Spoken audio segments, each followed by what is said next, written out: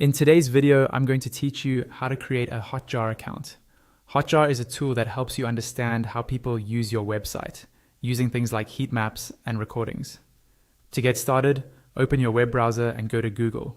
In the search bar, type Hotjar and press enter. You should see Hotjar appear as one of the first search results. Look for the result that mentions website heat maps and behavior analytics tools and click on that link. This will take you to the official Hotjar website. Once the Hotjar homepage loads, look for the button that says Get Started Free. This is usually near the top of the page. Click on that button to begin creating your account. Hotjar offers a free plan, so you don't need to worry about entering any payment details just to sign up. After clicking Get Started Free, you'll be taken to a sign-up page. Here, you'll see a few options to create your account. The easiest method is to continue with Google. Click on the button that says Continue with Google. If you prefer not to use a Google account, you can instead type in your email address and follow the Continue with Email option.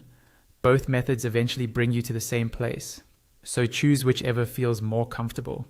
If you choose to use Google, a pop-up window will appear asking you to select which Google account you want to use. Click on the account you'd like to connect to Hotjar. If you are not already signed into Google in your browser, you might be asked to log in first with your usual details. Next, you'll see a screen asking you to confirm that you want to continue and grant access.